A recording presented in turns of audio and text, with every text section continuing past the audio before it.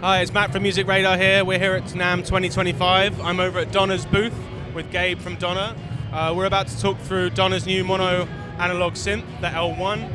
It's part of the Essential range, which has previously included the D1 drum machine, which is over there, the B1 bass synthesizer, and yeah, the L1 is a new single oscillator mono analog synth inspired by the SH-101 classic 80s Roland synth. Gabe, could you tell us a little bit more about the instrument and how it works? Sure. So again, thank you for having me. This is the Essential L1 synth. It is a monophonic analog synthesizer, so we've got, even though it's like technically limited, we've got so much to explore sonically speaking.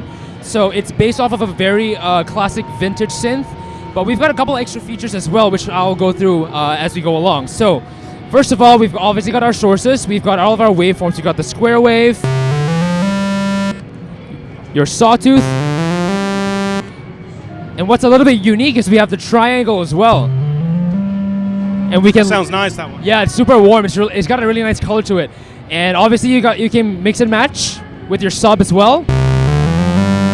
And your sub has three options. You've got 1 octave down on a square wave, 2 octaves down on a square wave, and 2 octaves down on a PWM square wave. Now we've also got a noise oscillator, which is really cool, just for a bit of color, a bit of texture. And what we have as well is actually the external in, and it's really cool because we've got either inputs here in the front with an 1/8 inch, or we've got a feature in the back as well on a 1/4 inch, where you can put in additional audio sound sources, whether it's your guitar, your bass, another synthesizer, your voice potentially, and it'll go through the same exact processing through the VCFs and through the envelopes and everything. So I think it's a really cool way to explore different sound designs with the instrument. Let's talk about the second envelope actually. That's where we usually control our VCA.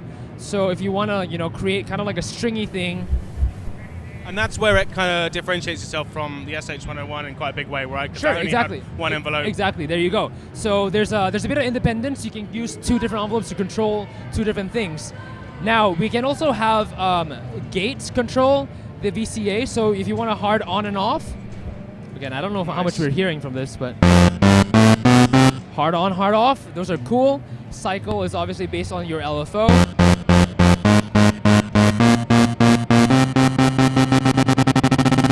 And speaking of LFO, instead of going up to just 20 hertz standard, we actually go up to, I believe, 200 hertz as well.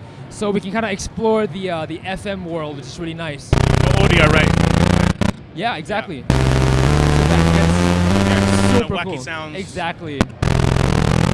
And obviously you can also modulate the pitch with the LFO.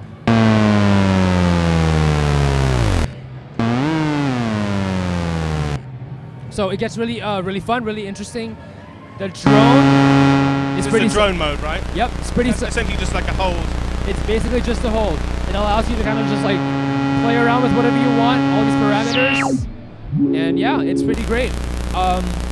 One of the good things about the drone mode is that if you leave it on, you can actually just test out your external ins without having to do anything, hands-free, right? So yeah. And could you tell us a little bit about the sequencer? The sequencer is actually pretty straightforward as a tool.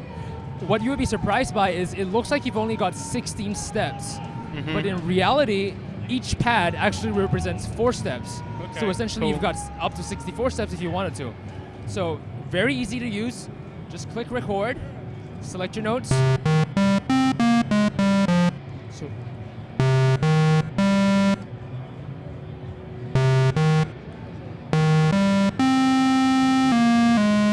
there we go.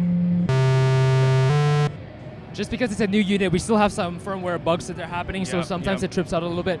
But now we've got the step sequence that we've built. Obviously pretty standard. You're able to change the tempo as you go along.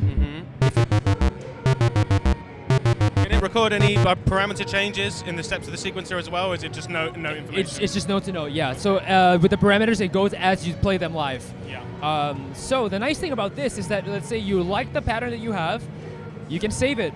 Hold Shift, you click record, and you can save it into this LED screen. And by the way, you can save up to 128 different presets. Let's say we build those steps and we're like, you know what, 64 isn't enough.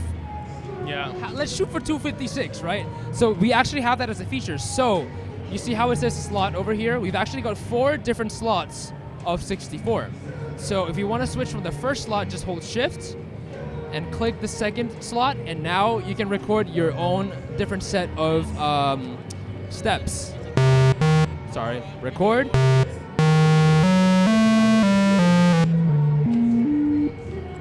And now we've got a different set.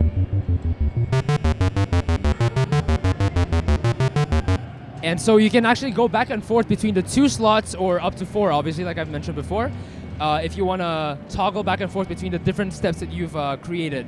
So I think in terms of live application, it's super, it's effective, especially if you're trying to transition from verses to choruses to bridges, etc. And once you're done building all those slots, you can actually save them as like macros, as what we call songs, and we can save up to 32 of them. So if you're somebody who does a lot of live shows, just cycle through all 32 and you've got them all set for yourself. Can you save presets, patches, as well as sequences? Unfortunately, no presets of patches, but only presets of sequences. Yeah, I guess it's kind of like a one knob per function kind of synth anyway, Exactly, so yeah. it's quite simple to program. Exactly. Cool. And in terms of like, the connectivity, you've got MIDI and CV as well, right?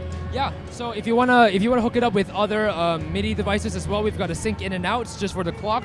We've got CV out, gate out, which is super cool. Like I mentioned before, there's the external in. So if you have other audio sources you want to get affected by the synth itself, you can do that as well. And we've got MIDI ins and outs in the back as well, 1/8 inch, and a hold 1/4 inch if you have a sustain pedal for yourself as well. And I think one of the most interesting things about it is the keyboard, of course, which doesn't come with the synth, right? That's detachable. Correct. That's correct. Is that currently, can you use that with any other Donna products right now, or is this is new with this? This is actually going to be new with the L1. However, what I've heard from R&D is that they're trying to develop further synths that will be compatible with this keyboard. So I think in terms of people who are trying to experiment, have different tools in their tool house, they don't have to buy, I guess, 4, 5, 6 of these.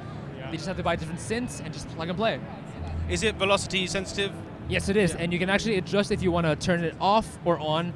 It's in the menu on the global settings. You scroll all the way down to velocity curve, change it over to fix, and you can set what velocity you want, obviously between 1 and 127. And there's no aftertouch on there, right? No. Okay. Yeah, can we just see it coming off and on? Absolutely.